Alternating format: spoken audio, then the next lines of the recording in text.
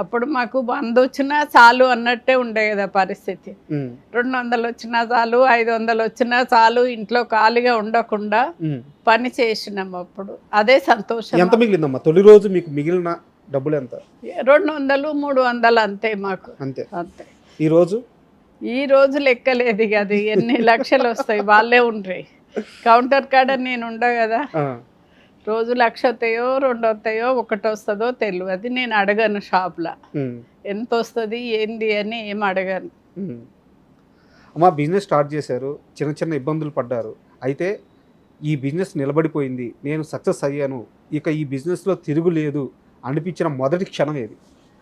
ఇప్పుడు తిరుగులేదని అనుకునే క్షణం ఏం లేదు. ఇంకా చెయ్యాలి అనే ఉంటుంది కదా మనకు, చేసినా కొద్దీ ఇంకా చెయ్యాలనే. మీకు నమ్మకం వచ్చిన క్షణం?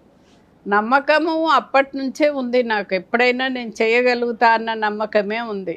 అప్పుడు మేము చేసినప్పుడు ఒక్క మనిషితోటి స్టార్ట్ చేసినా మా బంధువులు అందరు వచ్చి చేసేది. ఆర్డర్ వస్తే అందరు బంధువులు వచ్చి చేసేది. మాకు 10 కిలోలు ఆర్డర్ వస్తే వాళ్ళు వచ్చి చేసేది, రమ్మంటే వచ్చి.